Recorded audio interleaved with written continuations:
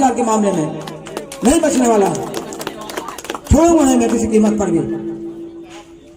उनके गांव में सट्टा, जुआ, शराब का घर खुला हुआ है, ये काम करता है एक मंत्री। इतना पैसे कैसे आया? 20 साल पहले वो दारू बेचते थे 2 रुपए की, इतना पैसे कैसे आ गया? 20 साल पहले घर उनका था एक झोपड़ी के जैसे बकरी वकरी बांधने की खोली होती है उसके जैसे। आज 35 करोड़ का मकान कैसे बन रहा है? 4 मजदूर वहां मर गए काम करते करते। एक बच्चे का अपहरण करके आंगनबाड़ी से 4 साल का उसको खत्म कर दिया, लाश को नाले में फेंक दी। मंत्री के घर के पास से आज तक उसके अपराधी नहीं पकड़े गए। बताओ जरा, आंगनबाड़ी के कोई कार्यकर्ता का ट्रांसफर भी नहीं हुआ, निलंबन भी नहीं हुआ, कुछ भी नहीं हुआ, किसी पर कोई जवाबदारी नहीं है। आंगनबाड़ी से आपको मालूम है कार्यकर्ता लोग लेके जाते हैं और घर छोड़ते हैं, उन पर तो कार्रवाई होनी थी कम से कम। इसका मतलब मंत्री का संरक्षण है अपराधी को, और राम किशोर को मालूम है कि कौन हत्यारा है। ये मैं जांच कराऊंगा विधानसभा में इसकी, और जो भी इसमें शामिल होगा वो सामने आएगा उसका चेहरा, और जेल जाएगा उस मामले में भी। इधर मधु भगत के बारे में आप भी बताया आपको कि वो शराब के नशे में जाकर के आपसे वोट मांगता है। सोचो जरा बात, पूरे गांव गांव में महिलाएं चिल्लाती शराब बंद करो, शराब बंद करो, सरकार से मांग करती है। और जो कांग्रेस का उम्मीदवार है वो दारू पी के वोट मांगने जाता है कि तुम मेरे को वोट दो, मैं दारू की दुकान और खुलवाऊंगा। ये बोलने के जाता है कि दारू पी के पूरे कार्यकर्ता दारू पी रहते हैं, शराब पी रहते हैं। क्या है राष्ट्रीय पार्टी? ऐसी राष्ट्रीय पार्टी होती है? ऐसा उम्मीदवार होता है राष्ट्रीय पार्टी का? अरे कम से कम दारू पी के तो वोट मांगने मत जाओ। लोकतंत्र को मतलब लोकतंत्र को इतना लज्जा तो मत करो, इतना लजाओ तो मत लोकतंत्र को। क्या तरीका है ये काम चल रहा है। गुस्सा आता है हमको, सोचते हैं कैसी व्यवस्था है ये, और इसी व्यवस्था में हमको रहना पड़ रहा है। एक विधायक के उम्मीदवार खड़ा हुआ है, वो दारू पी के जा रहा है वोट मांगने। अरे लामता में, परेशवाड़ा में, कोई गांव में पकड़ लो कभी भी, उनकी गाड़ी को चेक कर लो, दारू की बोतल मिल जाएगी। ये हालत है। उनके बेटी का जो मामला आपको पता है, उनकी बेटी का 2 बार जन्म प्रमाण पत्र को बदल दिया गया। जबलपुर में जन्म प्रमाण पत्र अलग है 2001 का, वो कटनी से बनाया वो 2004 का। 2.5 साल जन्म की तारीख, 2.5 साल की उम्र कम कराई। लाइफ इंश्योरेंस लेने के लिए धीरू भाई अंबानी की कंपनी से इंश्योरेंस लेना था, उनको पैसा लेना था, लालच आ गई पैसे की,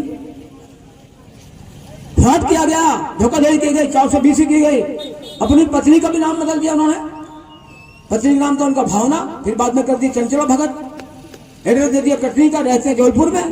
एक एड्रेस है जबलपुर का, एक है कटनी का। एक कागज जो बट रहा था आपने देखा है, पढ़ा उसको है। यह हालत है। इसमें भी मधु भगत जेल जाएगा धोखाधड़ी के मामले में। जेल जाने से कम नहीं, बचेगा नहीं, जेल जाना है। हम इस मामले को उठाएंगे विधानसभा में भी। सारा प्रमाण हमारे पास है, पूरी फाइल हमारे पास है इसकी, मंगवा ली हमने सारी फाइल, हमारे पास सब मंगवा लेंगे हम, नहीं बचने वाले इसमें भी। अरे आप उत्तर प्रदेश का वो आजम खान है ना, जो मंत्री थे, उन्होंने भी ऐसी फ्रॉड किया था, अपने बेटे की उम्र को 1 साल बढ़ा के और चुनाव लड़ा दिया था, वो विधायक बन गया था आजम खान का लड़का। उसमें जांच पड़ताल हुई, आजम खान भी जेल में, उनका लड़का भी जेल में, उनकी पत्नी भी जेल में। 7 साल की जेल, 7 साल की जेल की सजा है। तो मधु भगत भी नहीं बचने वाला है, वो भी जाएगा सजा। बिल्कुल वैसे उनका पहला प्रमाण था आजम खान के बेटे का प्रमाण पत्र पहले कहाँ का था? रामपुर का। दूसरा कहाँ का बनाया? लखनऊ का। मधु भगत ने पहला प्रमाण पत्र जन्म का कहाँ का? जबलपुर हॉस्पिटल। और दूसरा कहाँ का बनाया? कटनी का, नगर निगम के अस्पताल का। तो वो सेम है। तो इतनी बात बोल करके अभी हमारा समय भी समाप्त हो रहा है। अभी और दूसरी पार्टियों का भी यहाँ कार्यक्रम है, दीपावली का त्यौहार है, वो लोग भी अपनी बात करेंगे। सबको मेरा प्रणाम। और मैंने जितनी बात किया कि गुंडा राज खत्म करना है आपको, तो मधु भगत गुंडा राज नहीं खत्म कर सकता, वो तो खुद ही उनके साथ मिल जाएगा, उनकी भाई भाई की दोस्ती है।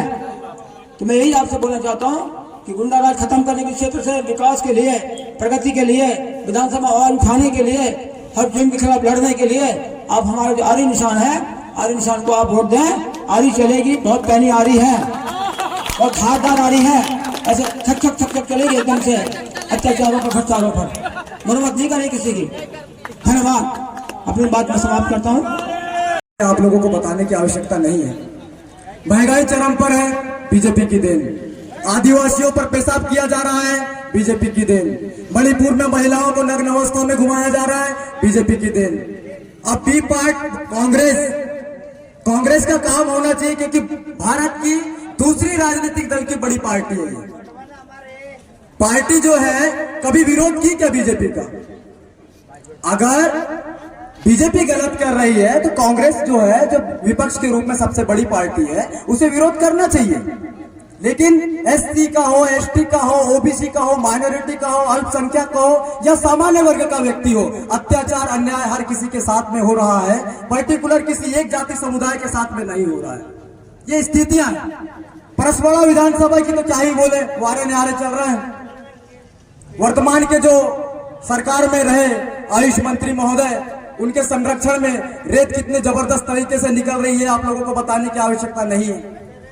विपक्ष में बैठे तमाम हमारे लोग सपोर्ट करने में तुले हुए हैं, लगे हुए हैं। पता नहीं कितने भारी भरकम पैसा इन लोगों के पास आ रहा है।